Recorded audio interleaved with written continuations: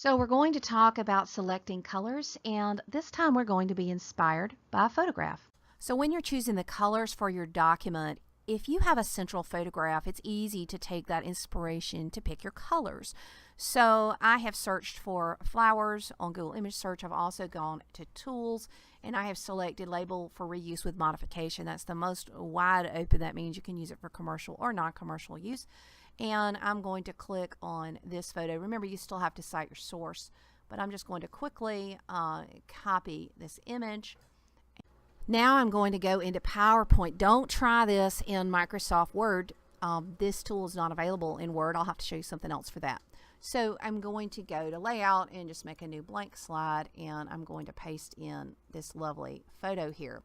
Now I'm going to add some shapes so that I can demonstrate what we're about to do. We of course go to Shapes and add the shape. You could copy and paste them if you wanted to, but sometimes when you copy and paste those shapes, they turn into photos. Okay, so I'm not going to worry about the fact they're not perfectly aligned right now, but I'm going to right click and go to Fill. And see where it says Eyedropper? I can click Eyedropper, and let's take that beautiful blue color. Now I'm going to right click. I'm going to go to Fill. I'm going to go to Eyedropper, and let's take one of the lovely yellow colors.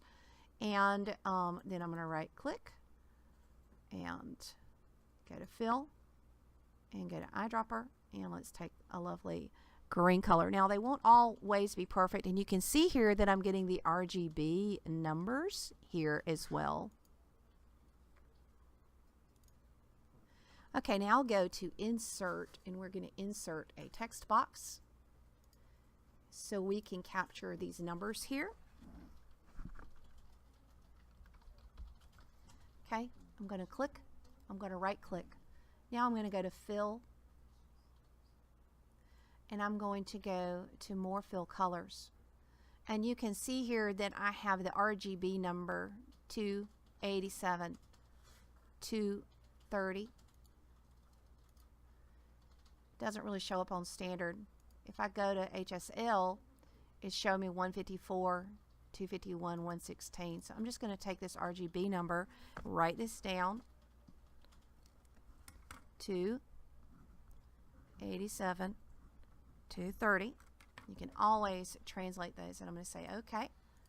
And so I'm going to do R2, G87, B 230.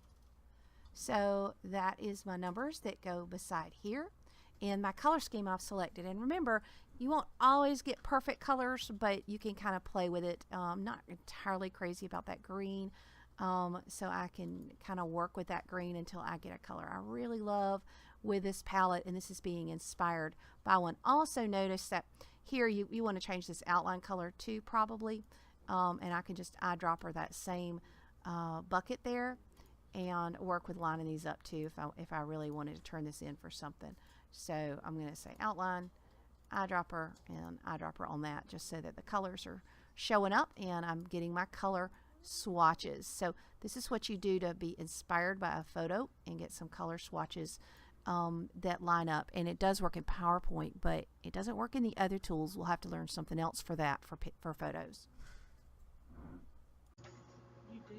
So for this third assignment, you are going to create 3 color schemes. So first of all, you want to pick your 3 color swatches. You want to have the RGB colors over here to the right. Then you want to have the name for your color scheme, put your name, and then I also want you to paste the hyperlink at the bottom of the slide of where you got the graphic. You'll do this for 3 of them and then turn in your PowerPoint.